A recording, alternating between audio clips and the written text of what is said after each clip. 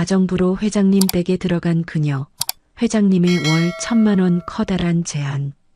그날 밤 충격적인 일이 벌어졌다. 청소를 하다가 회장님의 서재를 쭉 둘러보게 되었습니다. 그러다가 회장님이 앉는 테이블 위에 액자를 발견했어요. 저는 그 액자를 유심히 바라봤습니다.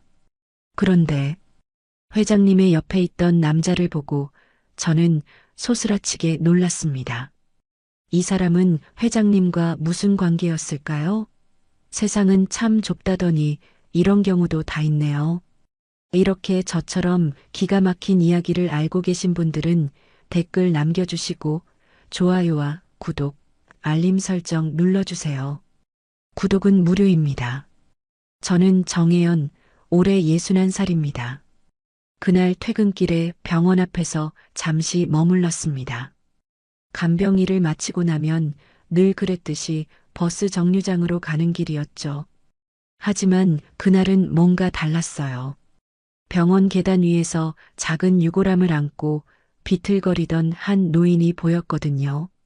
아마 70대쯤 되어 보이는 분이었는데 검은 정장을 입고 있었지만 어깨는 축 처져 있었습니다. 그분이 천천히 계단을 내려오다가 갑자기 허리를 움켜쥐며 주저앉는 모습을 봤어요. 저는 망설임 없이 다가갔습니다.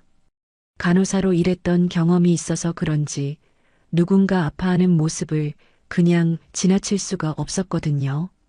그분은 유골함을 품에 꽉 안고 있었는데 손목이 많이 아픈 것 같았어요. 손목이 안 좋으신 것 같아서요. 저는 조심스럽게 말을 꺼냈습니다. 제가 잠시 들어드릴게요. 그분은 저를 한참 바라보더니 말없이 고개를 끄덕였어요. 저는 그 유골함을 조심히 받아들었습니다. 생각보다 무겁지 않았지만 그분에게는 세상에서 가장 소중한 것이겠죠. 함께 천천히 계단을 내려갔고 택시를 잡아드렸습니다. 고맙습니다. 그분이 처음으로 입을 열었어요. 목소리가 많이 쉬어 있었습니다. 정말 고맙습니다. 저는 그분이 택시에 오를 때까지 지켜봤어요. 유골함을 다시 품에 안고 차에 오르는 그분의 뒷모습이 너무 쓸쓸해 보였거든요. 아마 부인을 떠나보내고 오는 길이었을 거예요. 그날 밤 집에 돌아와서도 그분 생각이 계속 났습니다. 저 역시 남편을 먼저 떠나보냈기 때문에 그분의 마음이 어떨지 조금은 알 것 같았어요. 혼자 남겨진 사람의 마음은 참 복잡하거든요. 며칠이 지났을 때 저에게 한 통의 전화가 걸려왔어요. 모르는 번호였는데 정중한 목소리의 여성분이었습니다. 혹시 며칠 전 병원에서 유골함 들어주신 분 맞으시죠? 그분이 물었어요. 저희 회장님이 꼭 인사를 드리고 싶다고 하십니다. 저는 깜짝 놀랐습니다. 그때 도와드린 분이 회장님이었다니요. 하지만 그런 건 중요하지 않았어요. 누군가를 도왔을 때 그분이 기억해 주신다는 것만으로도 충분했거든요. 괜찮으시다면 한번 뵙고 싶어 하시는데요. 그분이 다시 말했습니다. 시간 되실 때 연락 주시면 됩니다. 저는 전화를 끊고 한참을 생각했어요. 그날 병원 앞에서 유골함을 들어드린 건 당연한 일이었는데 굳이 다시 만나야 할 이유가 있을까 싶었거든요. 하지만 그분이 원하신다면 한 번 정도는 뵐 수 있을 것 같았습니다. 사실 요즘 제 생활은 너무 단조로웠어요. 간병일을 하고 집에 돌아와서 혼자 밥을 먹고 텔레비전을 보다가 잠드는 게 전부였거든요. 새로운 만남이라는 것 자체가 오랜만이었죠. 며칠 후 저는 그분이 계신 집을 찾아갔습니다. 주소를 받고 보니 강남 한복판의 고급 주택 가더군요. 문 앞에 서서 한참을 망설였어요. 저 같은 사람이 이런 곳에 와도 되는 건가 싶었거든요. 집은 정말 컸습니다. 하지만 첫 발을 들여놓는 순간 느낀 건 크기가 아니라 적막함이었어요. 모든 게 깔끔하게 정리되어 있었지만 왠지 모르게 차가운 느낌이 들었거든요. 마치 사람의 온기가 사라진 것 같았습니다. 안녕하세요. 그분이 거실에서 일어나 인사를 했어요. 한도윤입니다. 정혜연입니다. 저도 정중하게 인사를 드렸죠. 그분은 생각보다 단정하고 품이 있어 보였어요. 하지만 눈가에 깊은 피로가 서려 있었습니다. 한도윤 회장님은 저를 소파에 앉게 하고 직접 차를 내와 주셨어요. 그런 모습이 의외였습니다. 회장님 같은 분이 직접 차를 내려주시다니요. 그날 정말 고마웠습니다. 회장님이 먼저 말을 꺼냈어요. 아내를 떠나보내고 처음으로 누군가가 제 손을 조심스럽게 받아준 거였거든요. 저는 괜찮다고 말씀드렸지만 회장님의 표정이 너무 진지했어요. 뭔가 더 말씀하고 싶어 하시는 것 같았거든요. 사실 제안이 하나 있습니다. 회장님이 조심스럽게 말했습니다. 밤마다 건강 상태만 체크해 주시면 됩니다. 혈압 재고, 맥박 확인하고 그 정도면 충분해요. 저는 고개를 끄덕였어요. 간호사 출신이니까 그런 일은 어렵지 않았거든요. 하지만 다음 말을 듣고는 깜짝 놀랐습니다. 대신 월 1,000만 원을 드리겠습니다. 저는 잠시 말을 잃었어요. 월 1,000만 원이라니요. 제가 간병 일을 해서 한 달에 버는 돈의 몇 배나 되는 금액이었거든요. 그게 대체 무슨 뜻이죠? 저는 당황해서 물었습니다. 너무 큰 돈이에요. 저에게는 적은 돈입니다. 회장님이 담담하게 답했어요. 하지만 정혜연 씨에게는 의미가 있을 거예요. 저는 머릿속이 복잡해졌습니다. 그런 큰 돈을 받을 만한 일인가 싶었거든요. 단순히 건강 체크를 하는 것뿐인데 말이죠. 그때 우연히 식탁 위에 놓인 작은 유골함이 눈에 들어왔어요. 그날 병원에서 제가 들어드렸던 바로 그 유골함이었습니다. 회장님이 매일 식탁에 놓고 식사를 하시는 것 같았어요. 화장실을 다녀오는 길에 책상 위에 놓인 노트 한 권을 보게 됐습니다. 열어볼 생각은 없었는데 펼쳐진 페이지에 적힌 글자가 눈에 들어왔어요. 아내가 떠나고 처음이다. 누군가 내 손을 조심스럽게 받아준 건 저는 가슴이 뭉클했습니다. 회장님에게 그날 일이 그렇게 큰 의미였다니요. 저는 그냥 당연한 일을 했을 뿐인데 말이에요. 거실로 돌아오니 회장님이 창밖을 바라보고 계셨어요. 뒷모습이 너무 외로워 보였습니다. 생각해 보시고 연락 주세요. 회장님이 말했어요. 급하지 않으니까 천천히 결정하셔도 됩니다. 집을 나오면서 저는 계속 생각했어요. 월 1,000만 원이라는 돈도 놀라웠지만 회장님의 그 쓸쓸한 표정이 자꾸 떠올랐거든요. 결국 저는 회장님의 제안을 받아들였습니다. 월 1,000만 원이라는 금액도 중요했지만 무엇보다 회장님의 그 외로운 표정을 잊을 수가 없었거든요. 첫 며칠 밤은 조용했어요. 저녁 9시쯤 회장님 댁에 가서 혈압과 맥박을 재고 혹시 몸에 이상은 없는지 확인하는 게 전부였습니다. 회장님은 항상 정중하게 인사를 하셨고 저 역시 필요한 말만 하고 돌아왔어요. 하지만 며칠이 지나면서 회장님의 일상이 조금씩 보이기 시작했습니다. 매일 같은 시간에 식탁에 앉아 혼자 식사를 하시고 유골함을 바라보며 무언가 중얼거리시는 모습이었어요. 가끔 제가 건강 체크를 할 때도 멍하니 창밖을 바라보고 계시곤 했거든요. 일주일째 되던 그날 밤 평소와 다른 점을 느꼈습니다. 집안이 유난히 조용했어요. 보통은 거실에서 텔레비전 소리라도 들렸는데 그날은 아무 소리도 나지 않았거든요. 현관문을 열고 들어가니 거실에 불이 켜져 있었지만 회장님이 보이지 않았어요. 침실 쪽으로 가면서 이름을 불러봤습니다. 회장님, 정혜연입니다. 대답이 없었어요. 조금 이상했지만 혹시 잠들어 계신가 싶어 침실 문을 살짝 열어봤습니다. 그런데 침대는 비어 있었거든요. 바로 그때 방 안에서 미세한 신음소리가 들렸어요. 화장실 쪽에서 나는 소리였습니다. 저는 급하게 뛰어갔어요. 회장님이 화장실 문 앞에 쓰러져 계셨습니다. 의식은 있었지만 숨을 헐떡이고 계셨어요. 얼굴이 창백하고 식은땀이 흘러내리고 있었거든요. 회장님, 괜찮으세요? 저는 무릎을 꿇고 회장님 옆에 앉았습니다. 회장님은 저를 보고 입을 움직이려 했지만 말이 나오지 않았어요. 맥박을 재보니 너무 빨랐습니다. 이건 응급 상황이었거든요. 저는 망설임 없이 119에 신고했어요. 전화를 걸고 나서도 계속 회장님의 상태를 확인했습니다. 맥박, 호흡, 의식 상태까지 체크하면서 구급차가 올 때까지 기다렸어요. 괜찮으실 거예요. 저는 회장님의 손을 잡으며 말했습니다. 곧 병원에 가실 거예요. 구급차가 도착하고 응급실로 이송될 때까지 저는 함께 했어요.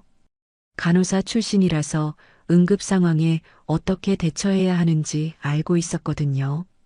의료진에게 회장님의 상태를 정확히 설명했고 병원 도착 후에도 곁에서 지켜봤습니다.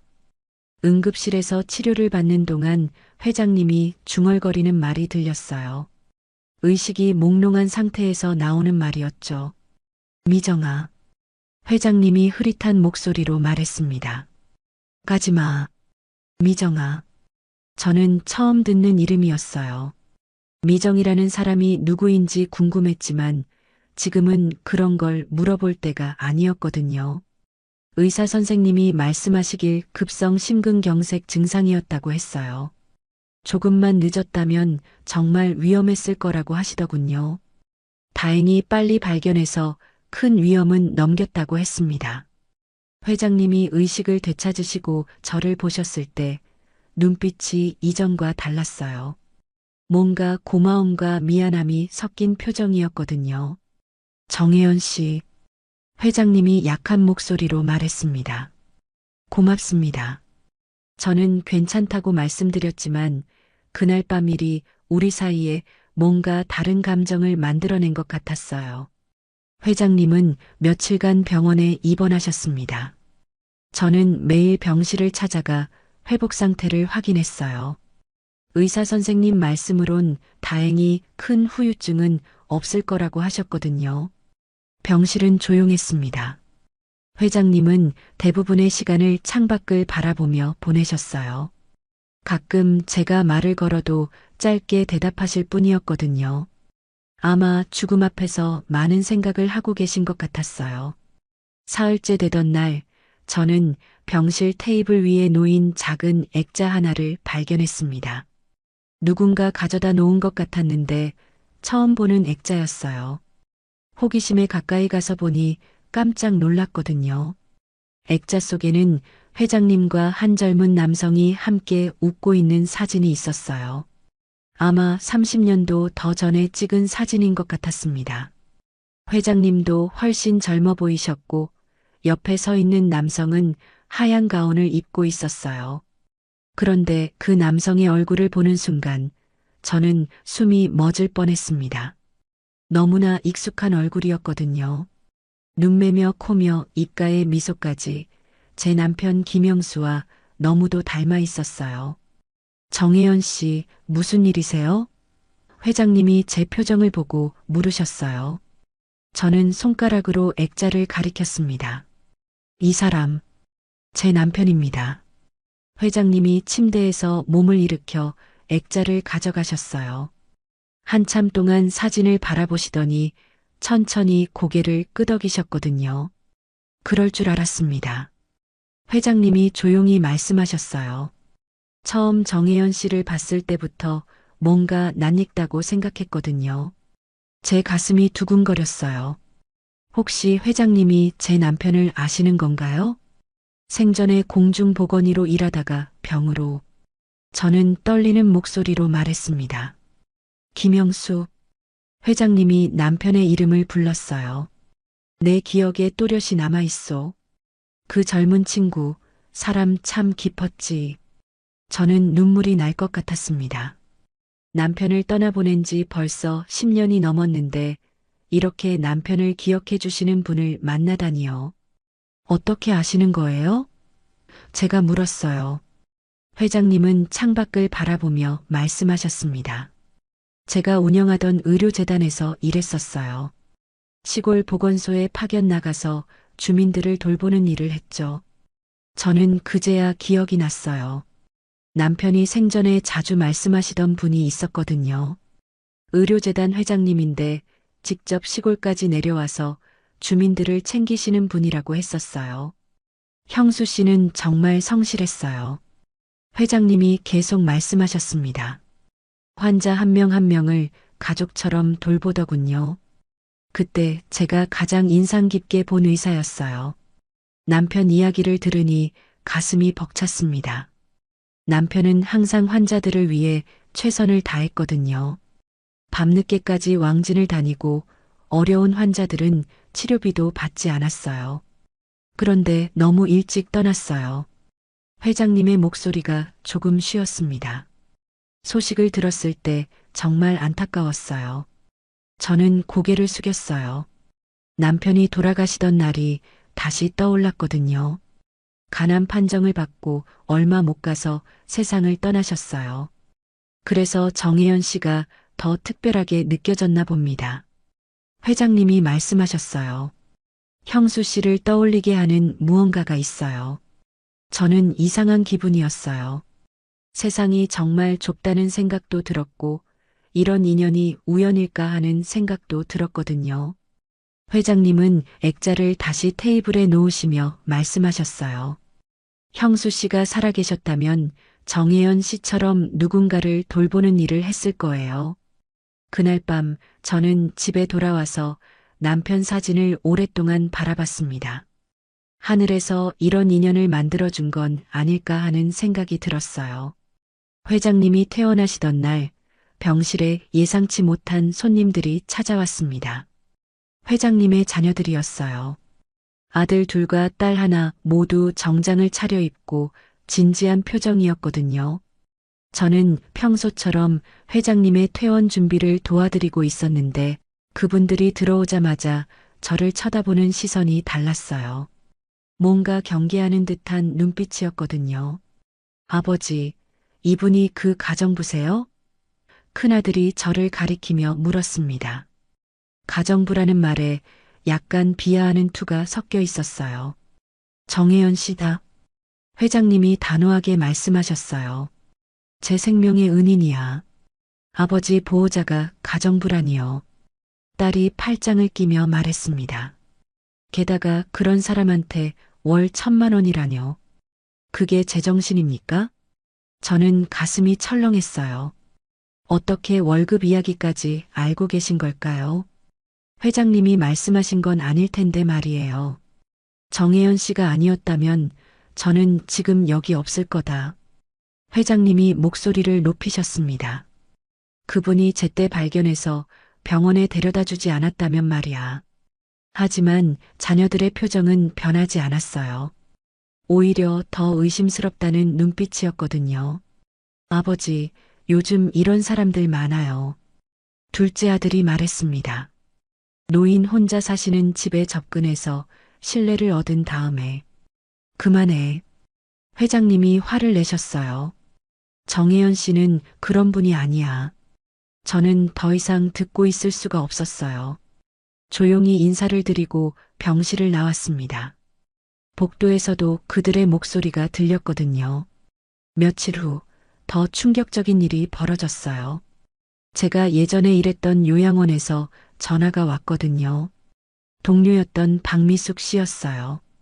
혜연아, 요즘 소문 많이 들리던데? 미숙 씨가 말했어요. 회장님 댁에서 일한다면서? 저는 간단히 대답했어요. 하지만 미숙 씨의 다음 말을 듣고는 깜짝 놀랐습니다. 사람들이 다 알고 있어. 회장님 재산 노린다고 하던데? 밤마다 방에 들어간다면서? 누가 그런 말을? 저는 당황해서 물었어요. 글쎄, 여기저기서 소문이 돌고 있어. 미숙 씨가 대답했습니다. 그런데 정말 월 1,000만 원 받아? 저는 전화를 끊고 싶었어요. 하지만 미숙 씨는 계속 말을 이었거든요. 그 자리에 내가 갈 수도 있었는데. 미숙 씨의 목소리에 질투가 섞여 있었어요. 걘 운이 좋은 거야. 그때 깨달았어요. 이 소문을 퍼뜨린 사람이 바로 미숙 씨라는 것을 말이에요.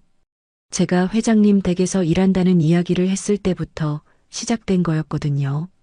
미숙 씨가 소문을 퍼뜨린 거죠? 제가 직접적으로 물었어요. 뭘 퍼뜨려? 사실을 말한 것뿐이야.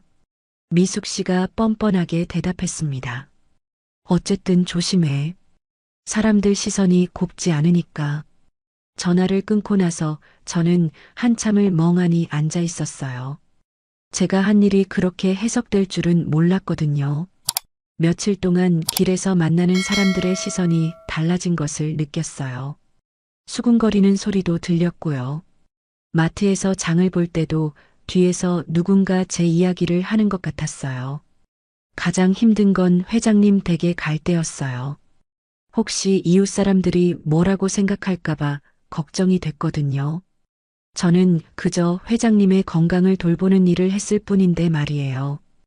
어느 날 밤 회장님이 제게 물으셨어요. 요즘 힘든 일이 있나요? 표정이 좋지 않아 보이는데요. 저는 괜찮다고 말씀드렸지만 속으로는 많이 상처받았어요. 내가 한 건 그저 사람 하나 살린 일이었을 뿐인데 왜 이렇게 오해를 받아야 하는지 이해할 수 없었거든요. 회장님이 퇴원하신 후 일주일이 지났습니다. 저는 평소처럼 저녁에 댁을 찾아가 건강 상태를 체크했어요. 하지만 회장님의 표정이 예전과 달랐거든요.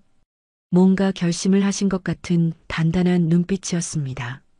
정혜연 씨, 내일 저녁에 잠시 늦게 와주실 수 있겠어요? 회장님이 말씀하셨어요. 가족들과 이야기할 일이 있어서요. 저는 고개를 끄덕였지만 왠지 불안했어요. 병실에서 있었던 일 때문에 혹시 저 때문에 가족 간에 문제가 생긴 건 아닌지 걱정됐거든요. 다음 날 저녁 회장님 댁에 도착하니 거실에 자녀들이 모여 있었어요. 아들 둘과 딸, 그리고 며느리까지 모두 와 있었습니다. 분위기가 무거웠어요. 앉으세요. 회장님이 저를 식탁 옆 의자에 앉게 하셨어요. 자녀들은 저를 보는 시선이 여전히 곱지 않았거든요. 회장님은 식탁 맨 윗자리에 앉으셨습니다. 마치 중요한 회의를 하는 것 같은 분위기였어요. 잠시 침묵이 흐른 후 회장님이 입을 여셨거든요. 오늘 너희들을 부른 이유는 정혜연 씨에 대해 이야기하기 위해서다. 회장님의 목소리는 평소보다 단호했어요. 큰아들이 팔짱을 끼며 말했습니다. 아버지, 그 이야기라면 이미 병원에서 들어라. 회장님이 손을 들어 말을 막으셨어요. 정혜연 씨는 내 생명의 은인이며 내 남은 날을 견디게 해준 사람이다. 자녀들의 표정이 일순간 굳어졌어요. 딸이 의자에서 몸을 앞으로 기울이며 말했습니다. 아버지, 가정부에게 그렇게까지 정을 줘야 하나요? 그게 정당하다고 생각하세요? 저는 가슴이 답답했어요. 가정부라는 말이 계속 나올 때마다 마음이 상했거든요. 하지만 아무 말도 할 수 없었어요. 정당하다고? 회장님이 조용히 되물으셨어요. 너희들은 내가 쓰러졌을 때 어디 있었지? 둘째 아들이 변명하듯 말했습니다. 저희도 바빠서, 그리고 아버지가 괜찮으시다고 하셔서, 그래, 너희들은 바빴지. 회장님의 목소리에 실망이 섞여 있었어요. 하지만 정혜연 씨는 매일 밤 내 안부를 물었다. 회장님은 잠시 멈췄다가 계속 말씀하셨습니다. 돈이 아까웠다면 나는 병원 간병인을 불렀겠지. 하지만 이 사람은 내가 살아있다고 느끼게 해줬다. 큰아들이 급하게 말했어요. 아버지, 그렇다고 해서 월 1,000만 원이라는 돈? 회장님이 웃으셨어요. 너희들이 한 달에 쓰는 용돈보다 적은 돈이다. 며느리가 끼어들었습니다. 하지만 세상 사람들이 뭐라고 하겠어요? 회장님이 가정부한테. 세상 사람들? 회장님이 목소리를 높이셨어요. 세상 사람들이 내 죽음을 막아줬나? 내 외로움을 달래줬나? 저는 이런 자리에 있는 게 너무 부담스러웠어요. 가족 간의 이야기인데 제가 끼어 있는 게 맞는지 모르겠더라고요. 회장님이 저를 바라보며 말씀하셨어요. 정혜연 씨, 이 사람들 앞에서 말씀드리고 싶은 게 있어요. 저는 고개를 들었어요. 이 사람 없었으면 난 이미 없다. 회장님이 단호하게 말씀하셨어요. 그리고 앞으로도 정혜연 씨는 내 가족과 같은 사람이다. 자녀들이 모두 경악한 표정을 지었어요. 가족과 같다는 말에 충격을 받은 것 같았거든요. 아버지, 그런 말씀은 딸이 말하려고 했지만 회장님이 손을 들어 막으셨어요. 결정된 일이다. 회장님이 일어서시며 말씀하셨어요. 이제 그만 가거라. 더 이상 할 말은 없다. 자녀들이 하나둘 자리에서 일어났어요. 나가면서도 저를 보는 시선이 차가웠거든요. 자녀들이 모두 떠나고 나서 집안은 다시 조용해졌습니다. 저는 뭔가 어색했어요. 방금 전 일이 꿈 같았거든요. 회장님이 저를 가족과 같다고 말씀하신 것도 자녀들의 차가운 시선도 모든 게 현실 같지 않았어요. 회장님은 한참 창밖을 바라보고 계셨습니다. 어깨가 조금 축 처져 보였어요. 아무래도 가족들과 언쟁을 하는 게 쉽지 않으셨을 거예요. 회장님, 저는 이만. 저는 조심스럽게 말을 꺼냈어요. 정혜연 씨. 회장님이 저를 부르셨어요. 잠시 정원에 같이 나가실까요? 저는 고개를 끄덕였습니다. 회장님은 천천히 일어나서 정원으로 향하셨어요. 저도 따라갔거든요. 정원은 예쁘게 가꿔져 있었어요. 작은 연못도 있고 여러 종류의 나무들이 심어져 있었습니다. 한쪽에는 나무 벤치가 놓여 있었어요. 여기 앉으세요. 회장님이 벤치를 가리키셨어요. 저희는 나란히 앉았습니다. 바람이 살살 불어와서 시원했어요. 하지만 마음은 복잡했거든요. 오늘 일로 인해 회장님과 자녀들 사이가 더 멀어진 것 같아서 미안했어요. 미안합니다. 회장님이 먼저 말씀하셨어요. 아이들 때문에 불쾌하셨을 거예요. 아니에요. 저는 고개를 저었어요. 이해할 수 있어요. 자녀들 입장에서는 당연한 걱정이죠. 회장님은 하늘을 올려다보셨습니다. 아이들은 내가 속은 거라고 생각해요. 하지만 정혜연 씨, 나는 속고 있는 게 아니에요. 저는 회장님을 바라봤어요. 달빛 아래서 회장님의 얼굴이 평온해 보였거든요. 이제 우리 사이에 계약이나 돈이 오가지 않았으면 좋겠소. 회장님이 조용히 말씀하셨어요. 사랑은 아니어도 사람과 사람으로 남을 수는 없겠소? 저는 가슴이 뭉클했어요. 회장님의 말뜻을 알 것 같았거든요. 돈으로 맺어진 관계가 아니라 진짜 사람으로서 함께하고 싶다는 뜻이었을 거예요. 저는 고개를 숙였습니다. 회장님 하루가 무사한지, 회장님 밥은 잘 드셨는지, 저는 천천히 말했어요. 요즘은 그게 제 하루의 시작이에요. 정말이었어요. 아침에 눈을 뜨면 가장 먼저 회장님 생각이 났거든요. 어젯밤에 잘 주무셨을까, 아침은 드셨을까, 그런 생각들 말이에요. 그렇다면 나도 마찬가지입니다. 회장님이 말씀하셨어요. 정혜연 씨가 무사히 집에 잘 가셨는지, 오늘도 건강하신지, 그런 생각들이 하루를 채워요. 우리는 한동안 말없이 앉아 있었어요. 정원에는 벌레 소리만 들렸고 바람에 나뭇잎이 살랑살랑 흔들렸습니다. 평화로웠어요. 사람들이 우리 관계를 뭐라고 부를지 모르겠어요. 제가 말했어요. 연인도 아니고 가족도 아니고 이름이 꼭 필요한가요? 회장님이 물으셨어요. 서로를 걱정하고 함께 있으면 마음이 편안한 사이. 그것만으로도 충분하지 않을까요? 저는 고개를 끄덕였어요. 정말 그런 것 같았거든요. 꼭 사랑이라는 이름을 붙이지 않아도, 연인이라고 하지 않아도 우리는 서로에게 소중한 사람이었어요. 그러면 이제부터는 월급도 받지 않겠어요. 제가 말했어요. 안 됩니다. 회장님이 단호하게 말씀하셨어요. 그건 정혜연 씨의 생활이니까요. 하지만 대신 이제는 일이 아니라 마음으로 해주세요.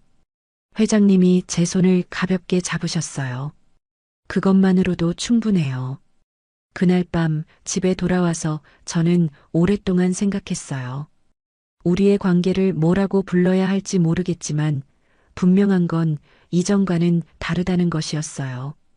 더 깊고 더 따뜻해진 것 같았거든요. 그날 이후로 저희의 일상은 조금씩 변했습니다. 여전히 저는 매일 저녁 회장님 댁을 찾아갔지만 이제는 건강 체크를 위해서가 아니었어요. 그냥 서로의 안부를 확인하고 싶어서였거든요.